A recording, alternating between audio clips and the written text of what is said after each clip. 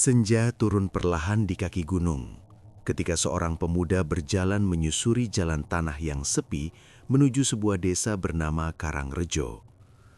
Langit yang tadinya berwarna jingga mulai berubah menjadi kelabu, dan angin dari arah hutan membawa hawa dingin yang membuat bulu kuduk siapapun yang lewat di jalan itu meremang.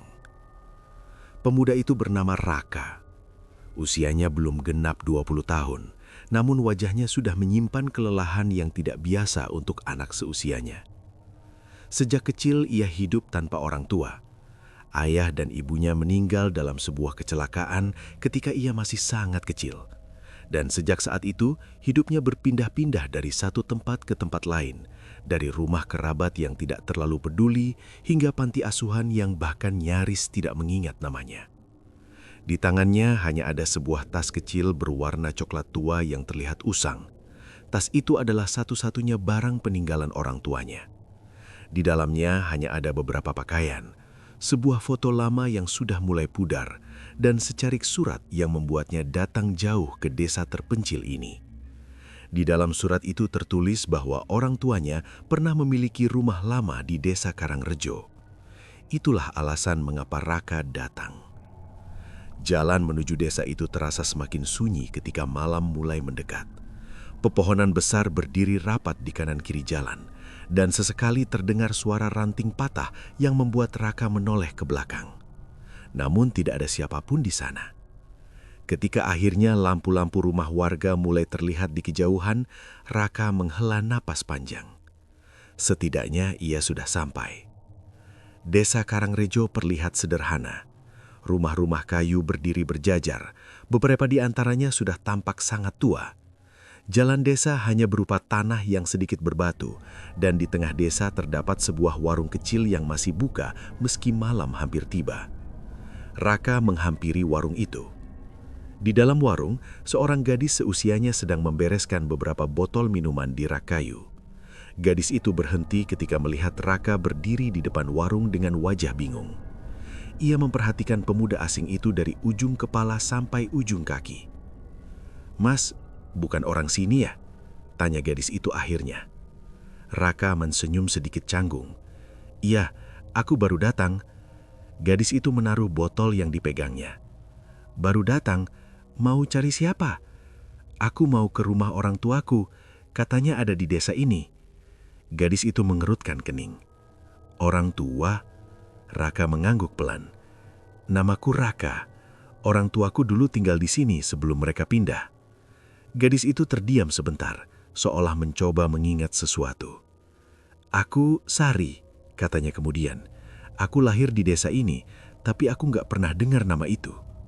Raka sedikit menunduk. Rumahnya katanya di ujung desa, dekat hutan. Begitu mendengar kata hutan, wajah Sari berubah sedikit tegang. "Dekat hutan?" ulangnya pelan. "Iya." Sari menoleh sebentar ke arah jalan gelap yang menuju bagian belakang desa. "Rumah tua yang lama kosong itu?" Raka terlihat sedikit lega. "Jadi memang ada?" Sari mengangguk perlahan. "Ada, tapi sudah lama nggak dihuni." Suasana tiba-tiba terasa lebih sunyi. Angin malam berhembus melewati jalan desa, membuat daun-daun kering bergerak pelan di tanah. Sari kembali menatap Raka dengan ekspresi yang sulit dijelaskan. "Mas, yakin mau tinggal di sana?" "Kenapa?" Sari tidak langsung menjawab. Rumah itu, orang desa jarang lewat sana kalau sudah malam. Raka mencoba tertawa kecil, meskipun rasa penasaran mulai muncul di dalam hatinya. Mungkin cuma karena sudah lama kosong. Sari tidak ikut tertawa. Ia hanya berkata pelan, "Mungkin." Dari dalam warung terdengar suara kursi kayu digeser. Seorang pria tua yang sejak tadi duduk di pojok ruangan perlahan berdiri. Pria itu memiliki tubuh kurus dengan wajah yang penuh kerutan. Rambutnya sudah hampir seluruhnya memutih. Ia berjalan mendekat dengan langkah pelan. Matanya menatap Raka cukup lama. "Namamu tadi siapa?" tanyanya. "Raka, Pak." Pria tua itu mengangguk perlahan, lalu menatapnya lebih dalam lagi. "Anak yatim?"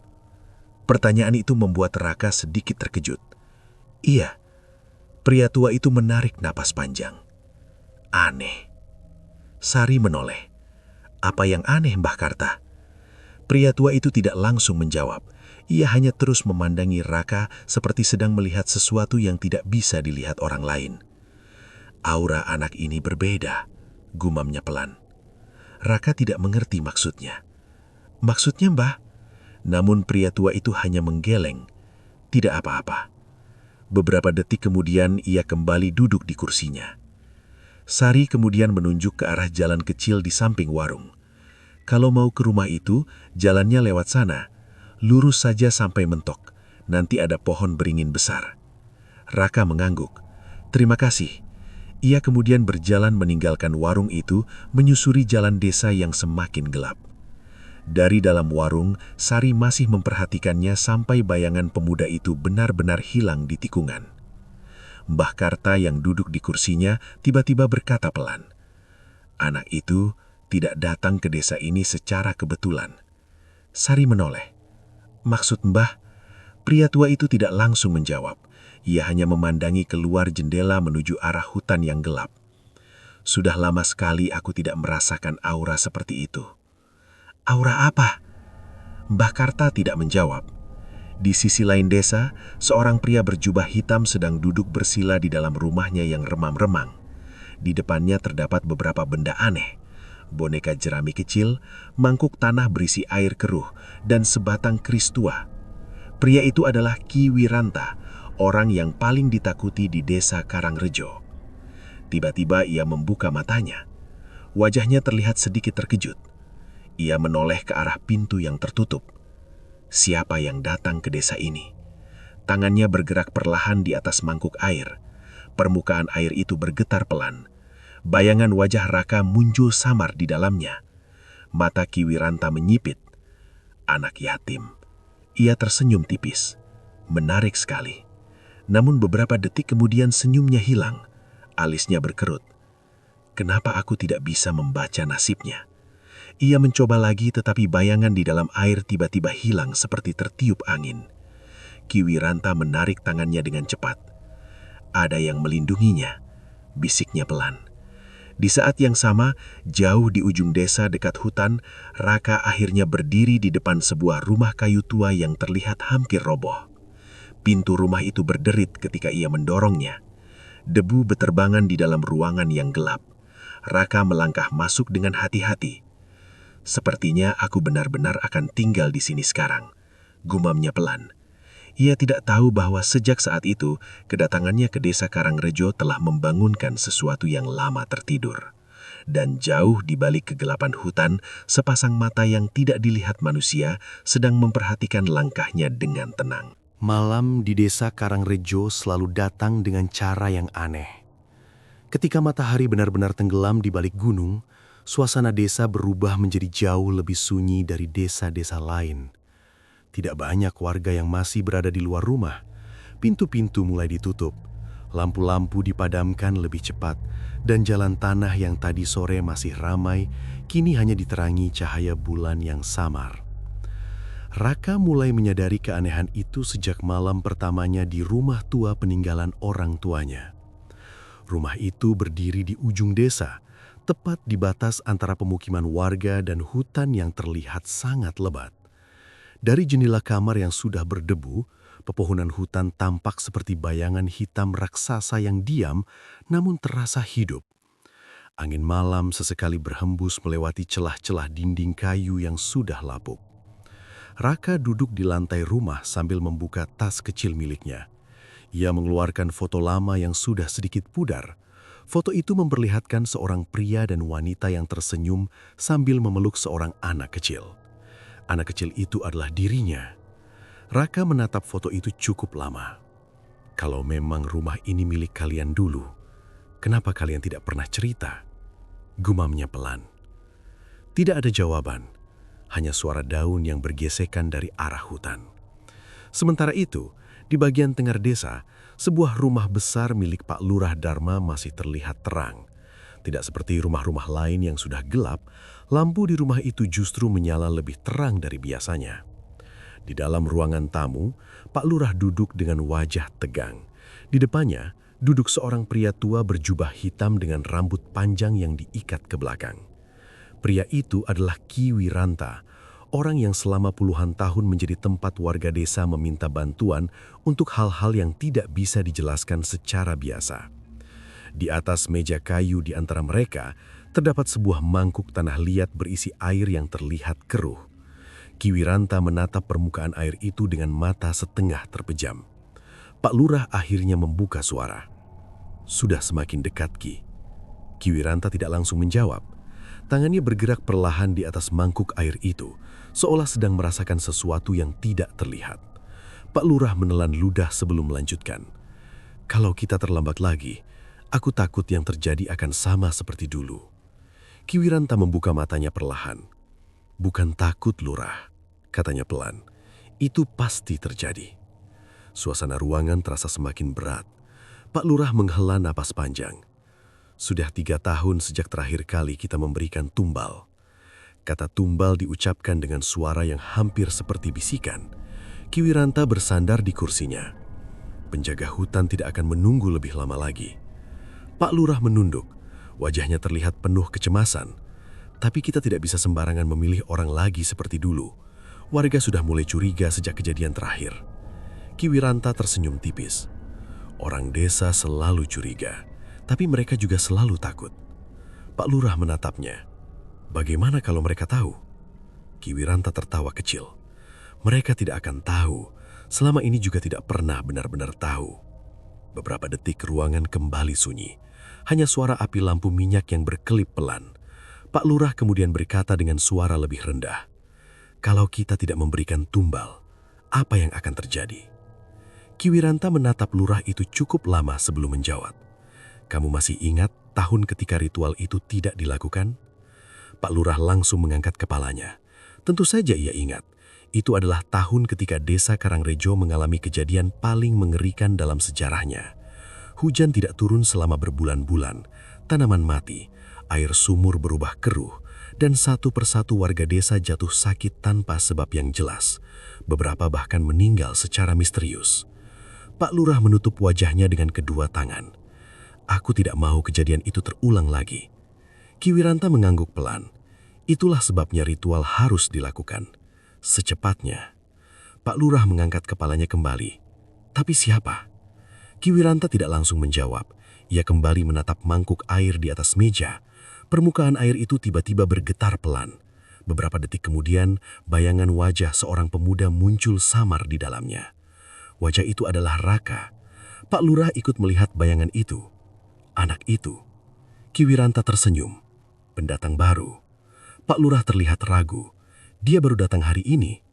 Justru itu. Pak Lurah mengerutkan kening. Maksudmu dia? Ki Wiranta mengangguk perlahan. Anak yatim, tidak punya keluarga di desa ini. Ia berhenti sebentar sebelum melanjutkan.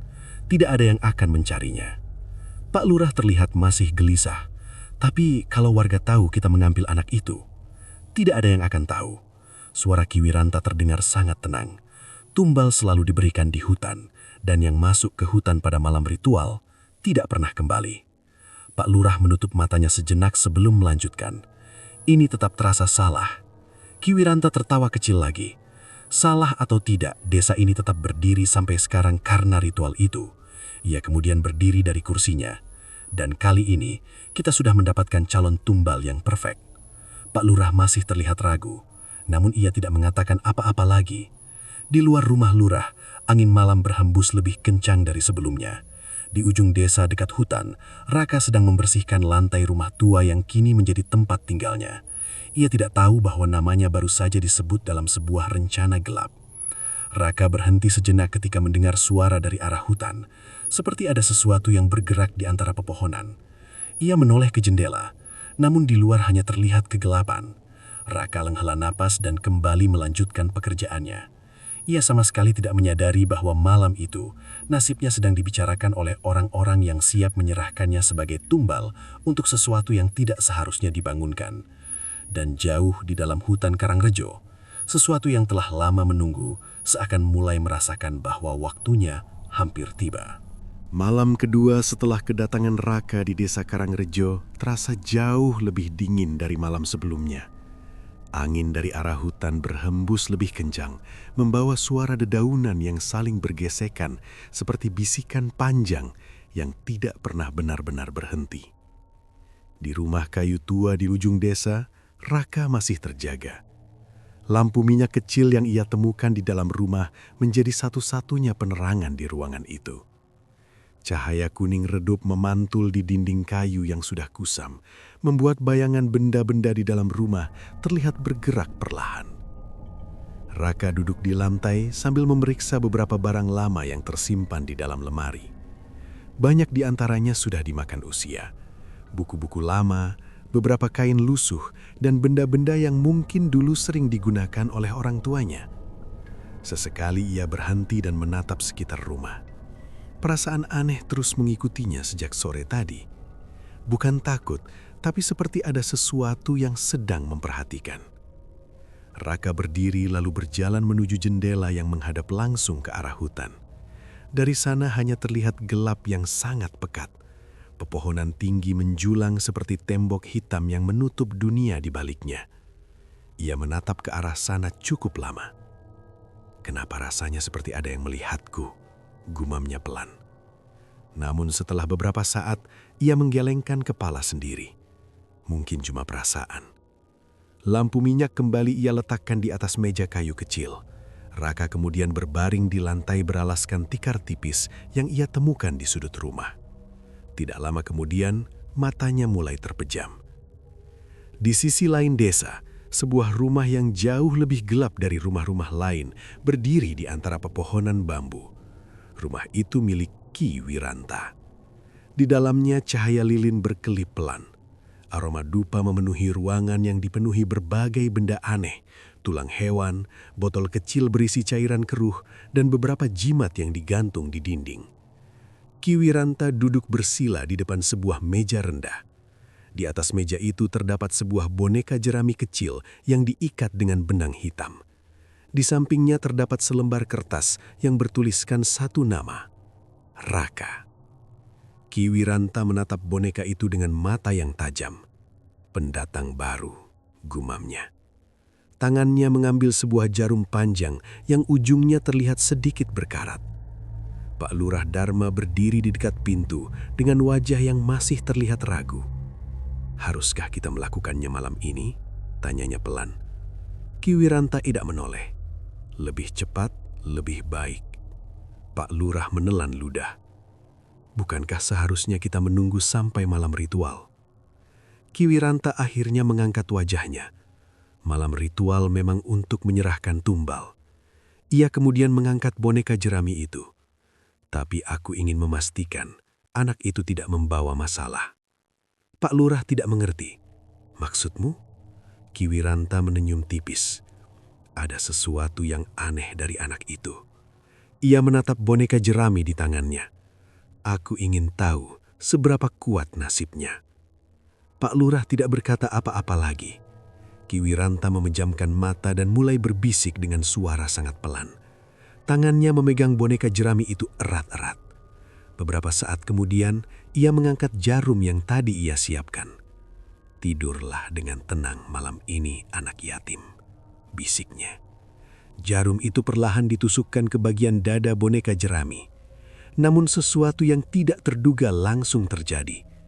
Tiba-tiba angin besar menerpa rumah Ki Wiranta. Pintu kayu yang tertutup rapat bergetar keras. Lilin di atas meja bergoyang hebat. Pak Lurah terkejut. "Apa itu?" Ki Wiranta membuka matanya dengan cepat. Jarum di tangannya bergetar. Ia mencoba menusukkan jarum itu lebih dalam. Namun sebelum jarum itu menyentuh boneka sempurnanya, boneka jerami itu tiba-tiba terbakar sendiri. Api kecil muncul begitu saja dari dalam jerami. Ki Wiranta langsung menjatuhkannya ke lantai. Apa ini? Api itu membakar boneka itu dalam hitungan detik sampai berubah menjadi abu hitam. Ruangan tiba-tiba menjadi sangat sunyi. Angin yang tadi mengamuk berhenti mendadak. Pak Lurah mundur selangkah dengan wajah pucat. "Ki, apa yang terjadi?" Ki Wiranta menatap abu boneka jerami itu dengan mata membesar. Wajahnya yang tadi penuh keyakinan kini terlihat tegang. Tidak mungkin. Pak Lurah semakin bingung. "Kenapa?" Kiwiranta berdiri perlahan, tangannya sedikit gemetar. Santetku ditolak. Ditolak? Kiwiranta mengangguk penan. Ada sesuatu yang melindungi anak itu. Ia berjalan menuju mangkuk tanah berisi air yang ada di sudut ruangan. Tangannya menyentuh permukaan air itu. Riak kecil muncul. Namun bayangan yang muncul di permukaan air bukan hanya wajah Raka. Ada bayangan lain, samar, pendek, bulat, seperti seseorang yang duduk dengan tenang di belakang Raka. Kiwiranta langsung menarik tangannya. Wajahnya kini benar-benar pucat. Pak Lurah melihat perubahan itu. Ada apa? Kiwiranta tidak langsung menjawab. Ia hanya menatap mangkuk air itu dengan nafas berat. Aku tidak bisa melihatnya dengan jelas, tapi ada sesuatu yang berdiri di belakang anak itu. Pak Lurah semakin gelisah. Makhluk penjaga? Kiwiranta menggelengkan pelan. Bukan makhluk biasa. Beberapa detik kemudian terdengar suara kecil di dalam ruangan. Suara yang sangat pelan, seperti seseorang tertawa pendek. Kiwiranta langsung menoleh ke arah sudut ruangan yang gelap. Namun tidak ada siapapun di sana. Pak Lurah juga ikut menoleh. "Ki, kau dengar itu?" Kiwiranta tidak menjawab. Keringat dingin mulai muncul di dahinya. Di waktu yang sama, di rumah tua dekat hutan, Raka yang sedang tidur tiba-tiba bergerak sedikit. Ia seperti bermimpi. Di dalam mimpinya, ia melihat sebuah tempat yang penuh kabut putih. Di tengah kabut itu ada sebuah batu besar, dan di atas batu itu duduk seorang sosok tua bertubuh pendek dengan wajah yang terlihat sangat tenang. Sosok itu memandang Raka sambil tersenyum kecil. Namun sebelum Raka sempat mendekat, mimpi itu perlahan memudar. Raka kembali tertidur tanpa menyadari apapun. Sementara itu di rumah Kiwiranta, suasana masih terasa tegang. Pak Lurah akhirnya bertanya dengan suara hampir berbisik. Kalau santet saja gagal, apa anak itu masih bisa dijadikan tumbal? Kiwiranta terdiam cukup lama. Tatapannya kembali mengarah ke abu boneka jerami yang sudah dingin di lantai. Kemudian ia berkata pelan, "Kita akan tahu jawabannya pada malam ritual nanti." Namun jauh di dalam hatinya, Kiwiranta mulai merasakan sesuatu yang jarang ia rasakan selama puluhan tahun mempelajari ilmu hitam. Sebuah perasaan yang sangat jarang muncul. Perasaan takut.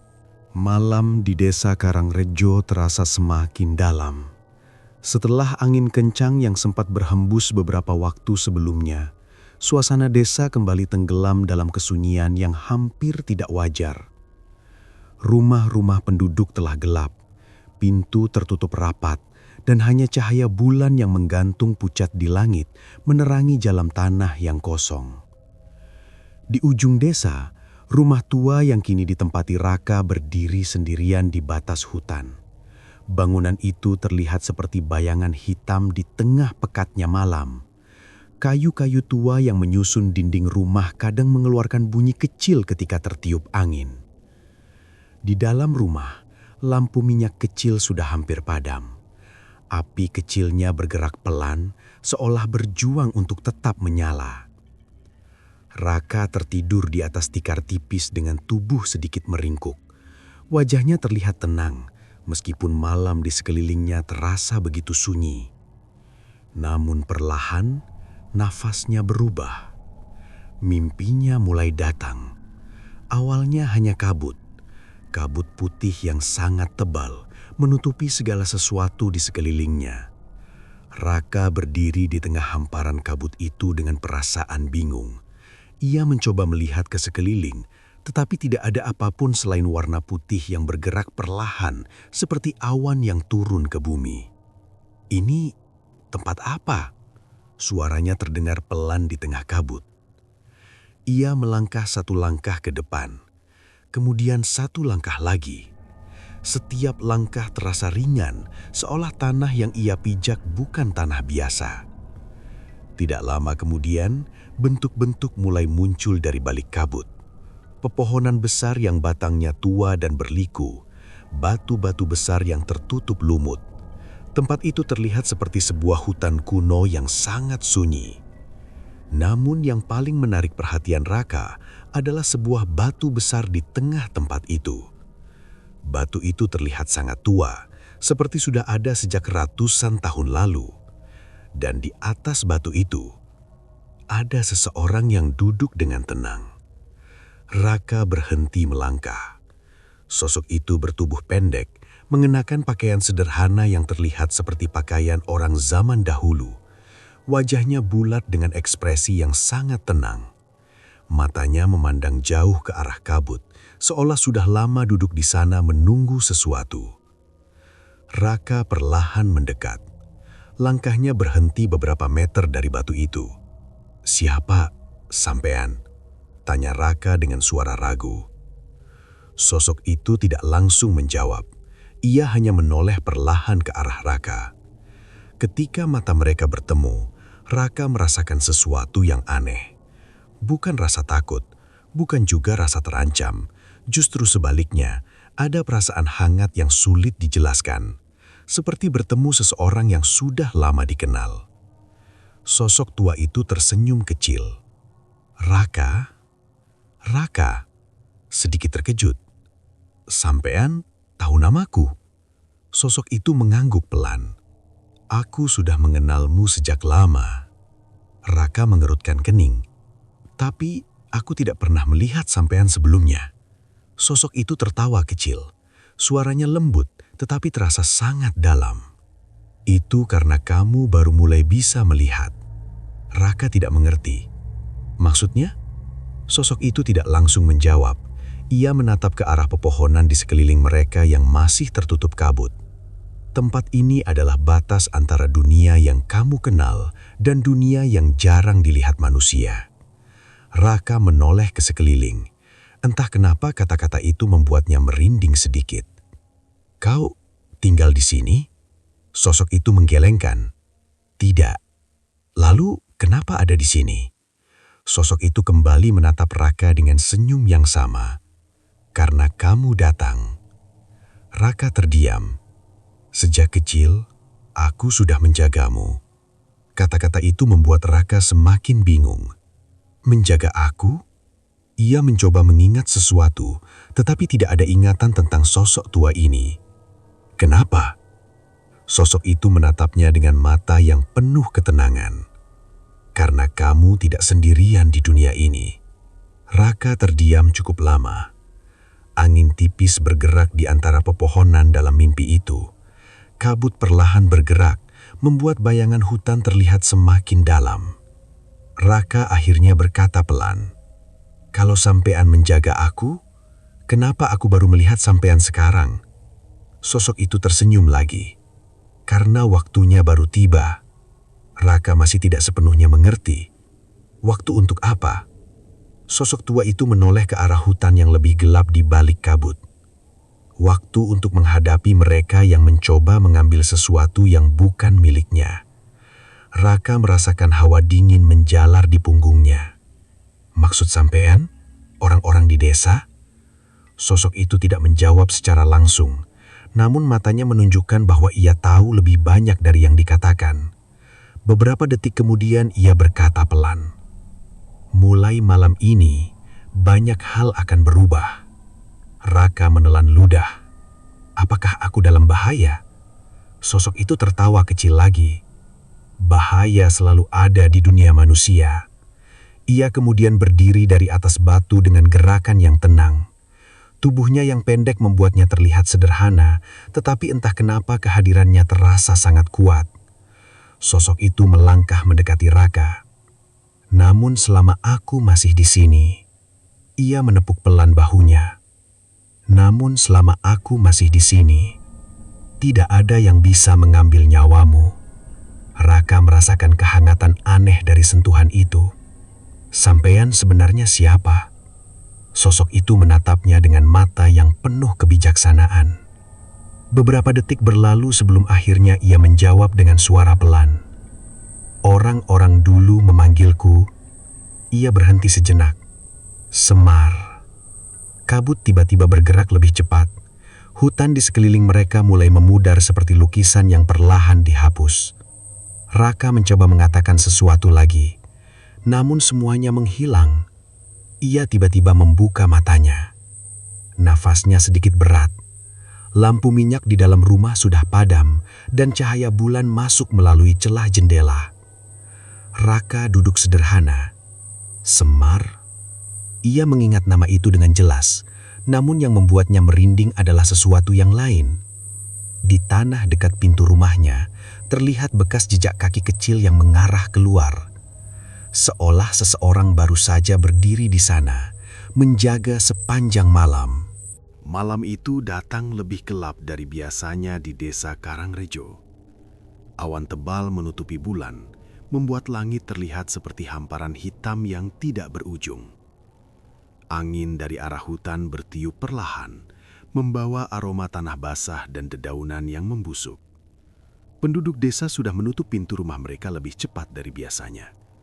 Tidak ada suara percakapan, tidak ada lampu yang menyala terang. Desa itu seperti sengaja menenggelamkan dirinya dalam kesunyian. Namun, jauh di tengah hutan Karangrejo, sesuatu sedang dipersiapkan. Di sebuah tanah lapang yang tersembunyi di antara pepohonan besar, api unggun menyala besar. Cahaya merahnya menari-nari di batang-batang pohon tua yang mengelilingi tempat itu. Beberapa pria berdiri mengelilingi api dengan wajah tegang. Di antara mereka ada Pak Lurah Dharma dan Ki Wiranta.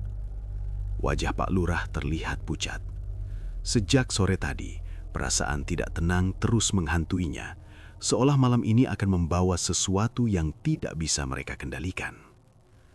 Sementara itu, Ki Wiranta berdiri lebih dekat ke api unggun. Jubah hitamnya bergerak perlahan tertiup angin malam. Di tanah dekat api, terdapat sebuah batu besar yang sudah lama digunakan untuk ritual desa. Batu itu dipenuhi bekas noda hitam dari ritual-ritual sebelumnya. Ki Wiranta memandang batu itu cukup lama.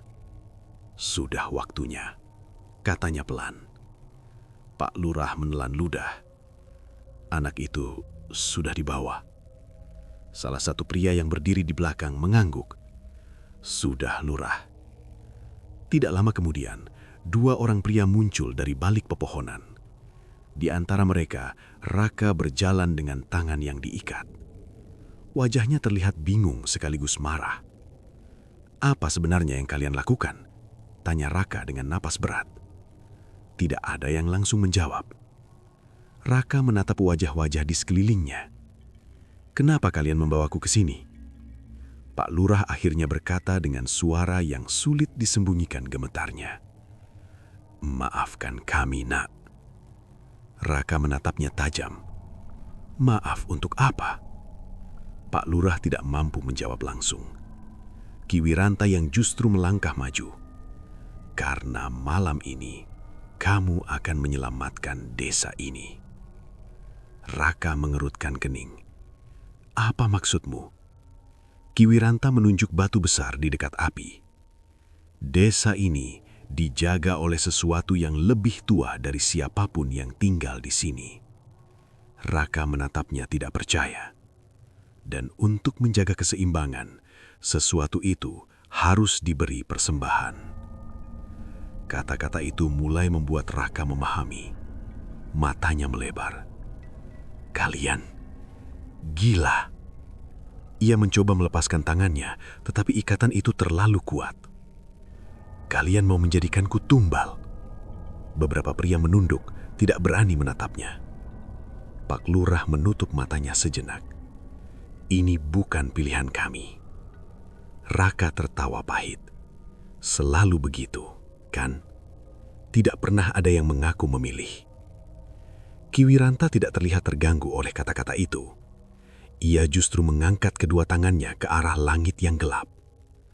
"Penjaga hutan Karangrejo." Suaranya mulai berubah menjadi lebih berat. Angin yang tadi pelan mulai berhembus lebih kuat. Api unggun bergerak liar. Ki Wiranta melanjutkan dengan suara yang semakin keras. "Terimalah persembahan kami malam ini." Beberapa pria menarik Raka mendekati batu ritual. Raka berusaha melawan. "Lepaskan aku!"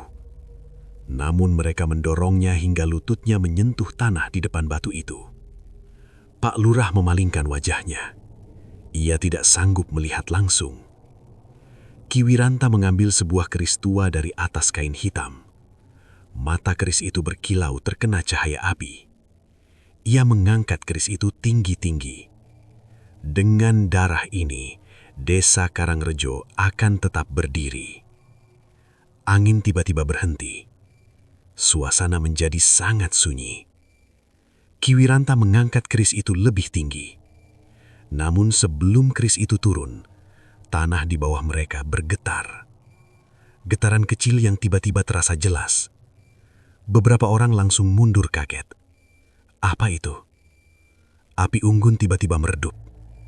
Angin berputar di antara pepohonan seperti pusaran yang datang dari segala arah. Ki Wiranta menatap sekeliling dengan wajah tegang. Ada yang mengganggu ritual ini.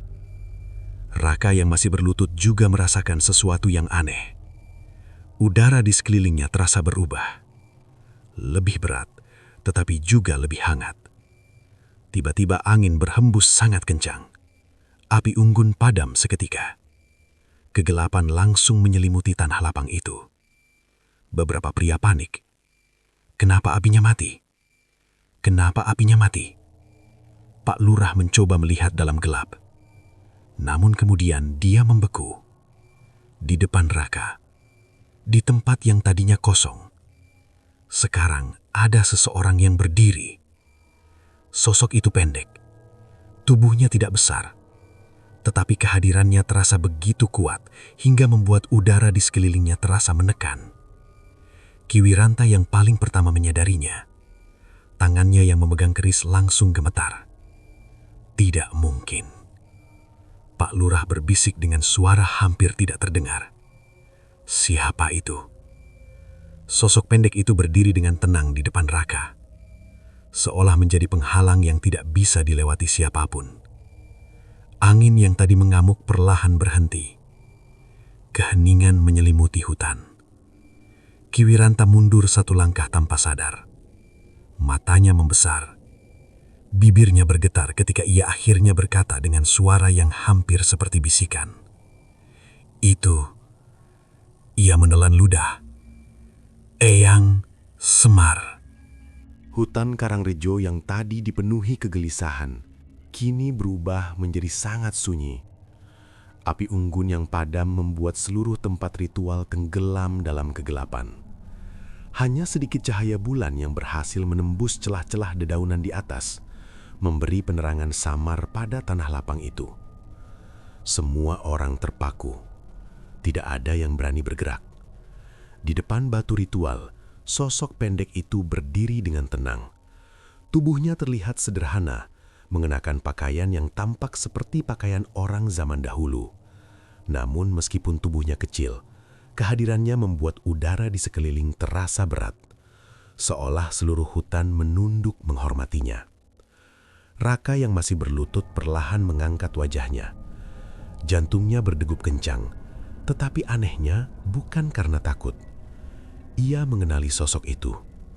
Wajah bulat yang tenang, mata yang penuh kebijaksanaan, dan senyum kecil yang terasa sangat akrab.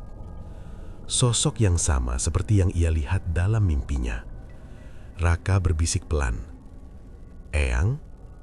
Sosok itu sedikit menoleh ke arahnya. Senyumnya semakin jelas, namun ia belum berkata apa-apa. Sementara itu di sisi lain, Ki Wiranta tampak jauh lebih pucat dari sebelumnya. Tangannya yang memegang keris mulai gemetar hebat. Selama puluhan tahun mempelajari ilmu hitam, ia pernah merasakan banyak kehadiran makhluk gaib. Namun yang berdiri di depannya malam ini berbeda. Sangat berbeda. "Apa yang kau lakukan di sini?" bisik Ki Wiranta dengan suara parau. Sosok itu akhirnya memandang langsung ke arahnya. Tatapannya tenang, namun terasa begitu dalam hingga membuat Ki Wiranta sulit bernafas. Angin kecil kembali bergerak di antara pepohonan. Kemudian sosok itu berkata dengan suara lembut namun jelas terdengar oleh semua orang. "Kalian sudah terlalu jauh." Pak Lurah yang sejak tadi berdiri di belakang akhirnya maju satu langkah. Wajahnya penuh ketakutan. Siapa sebenarnya sampean?" Sosok itu tidak langsung menjawab. Ia hanya memandang sekeliling tempat ritual itu. Pandangannya berhenti pada batu besar yang selama ini digunakan untuk mengorbankan manusia. Beberapa detik ia menatap batu itu. Kemudian ia menghela nafas pelan. Tempat ini dulu bukan untuk hal seperti ini. Kiwiranta menggertakkan giginya. "Kau tidak punya hak mencampuri urusan desa ini." Sosok itu kembali menatapnya. "Aku sudah ada di tempat ini jauh sebelum desa ini berdiri." Kalimat itu membuat beberapa pria yang ikut dalam ritual langsung saling berpandangan. Kiwiranta mencoba menguatkan dirinya. "Kami hanya menjalankan perjanjian lama. Tanpa tumbal, desa ini akan hancur." Sosok itu tersenyum tipis. Perjanjian yang lahir dari ketakutan bukanlah keseimbangan. Angin malam kembali berhembus, tetapi kali ini terasa lebih tenang. Kiwiranta mengangkat kerisnya lagi, mencoba terlihat berani, meskipun tangannya masih gemetar. "Jika kau tidak pergi, aku akan mengusirmu dari tempat ini." Sosok pendek itu hanya memandang keris di tangan Kiwiranta. Kemudian ia berkata dengan nada hampir seperti mengasihani, "Ilmu yang kau gunakan tidak akan berguna di hadapanku." Kiwiranta langsung bergerak. Ia menusukkan kerisnya ke arah sosok itu dengan gerakan cepat. Namun sebelum keris itu mendekat, angin kuat tiba-tiba berhembus dari segala arah. Tubuh Kiwiranta terpental mundur beberapa langkah hingga jatuh ke tanah. Keris di tangannya terlepas dan terjatuh di dekat api unggun yang sudah mati. Beberapa pria yang melihat itu langsung mundur ketakutan. Pak Lurah bahkan hampir jatuh terduduk. Sosok pendek itu sama sekali tidak bergerak dari tempatnya. Ia masih berdiri dengan tenang di depan Raka. Kiwiranta yang terjatuh mencoba bangkit dengan nafas berat. Matanya penuh kemarahan dan ketakutan. "Siapa kau sebenarnya?"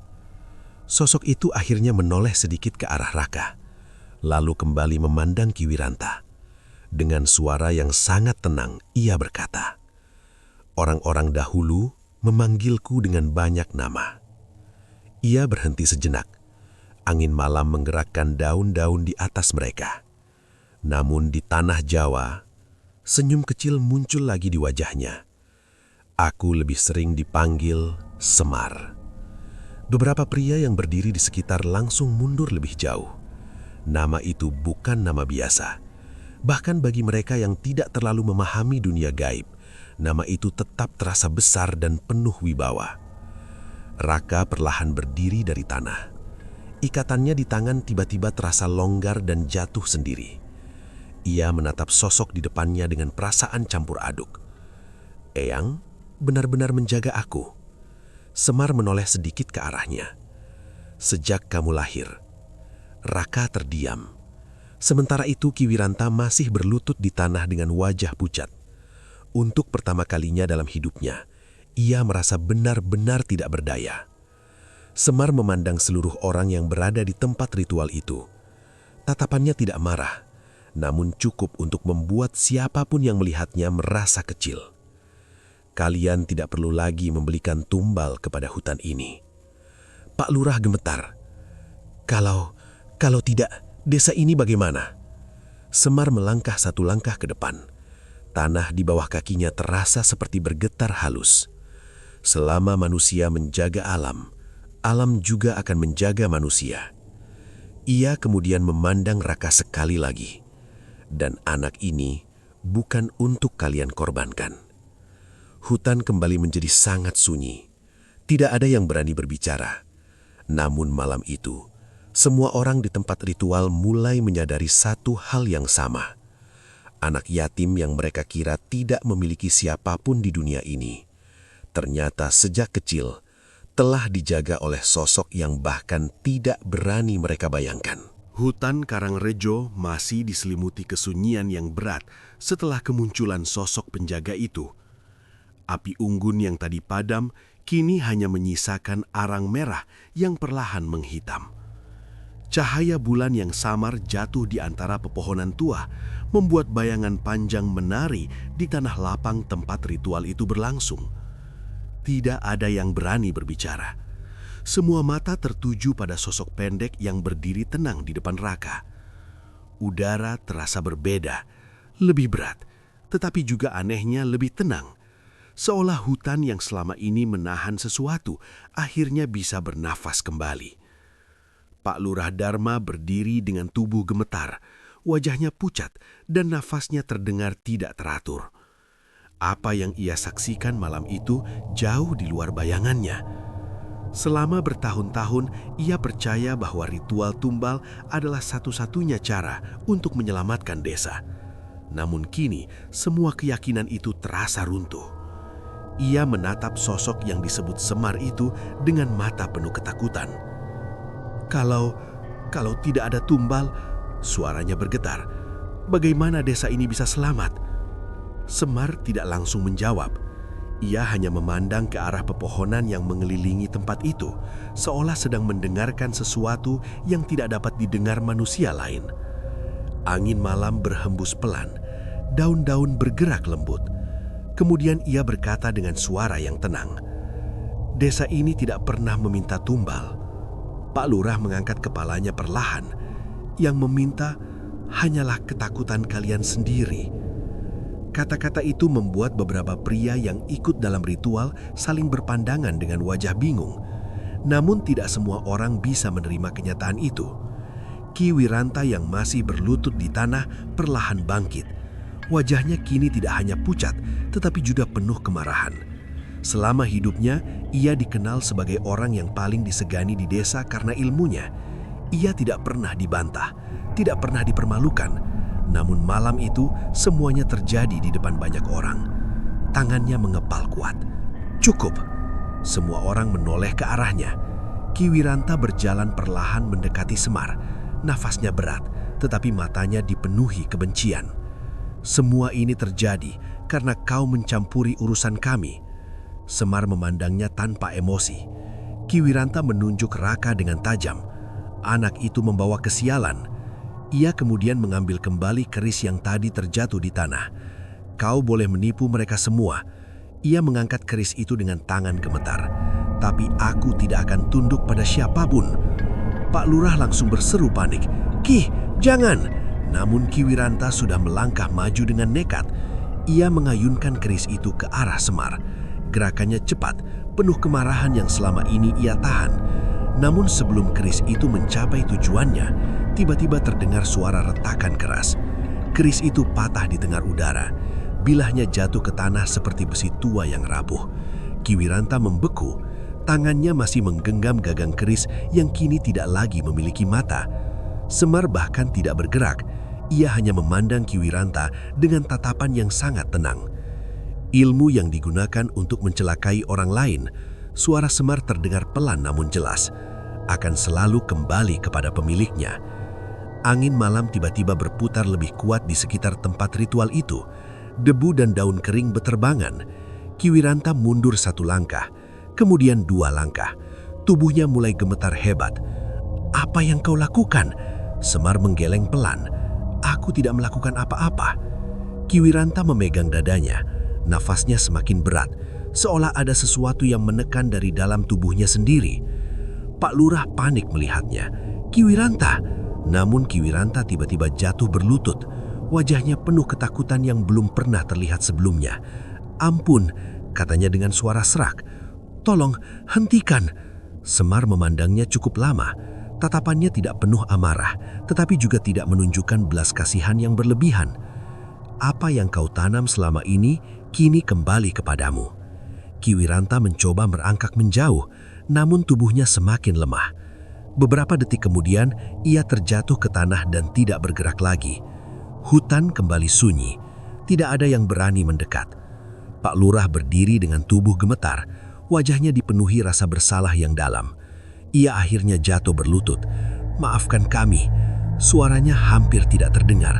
"Kami hanya ingin desa ini selamat." Semar memandangnya sejenak.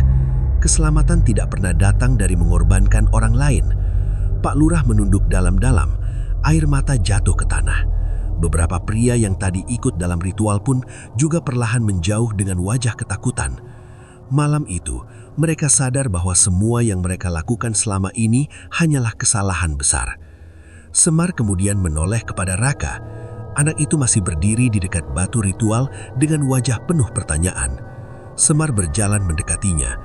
"Mulai malam ini," katanya pelan, "tidak ada lagi yang akan mencoba mengambil nyawamu." Raka menatapnya. "Eyang akan tetap di sini." Semar tersenyum kecil. "Aku selalu di sini." Ia kemudian menoleh ke arah hutan yang gelap. Angin malam kembali bergerak lembut. Beberapa detik kemudian, sosoknya perlahan memudar seperti bayangan yang larut dalam kabut. Raka mencoba memanggilnya, namun sosok itu sudah tidak terlihat lagi. Hanya hutan sunyi yang tersisa. Keesokan paginya, penduduk desa menemukan kabar yang mengejutkan. Ki Wiranta ditemukan meninggal di tengah hutan, tidak jauh dari tempat ritual itu dilakukan. Tidak ada luka di tubuhnya, namun wajahnya menunjukkan ketakutan yang sangat dalam. Pak Lurah Dharma jatuh sakit beberapa hari kemudian. Ia tidak pernah lagi berbicara tentang ritual tumbal yang selama ini dilakukan desa. Sejak malam itu, tidak pernah ada lagi ritual seperti itu di Karangrejo. Sementara Raka tetap tinggal di rumah tua di ujung desa. Ia menjalani hidupnya seperti biasa.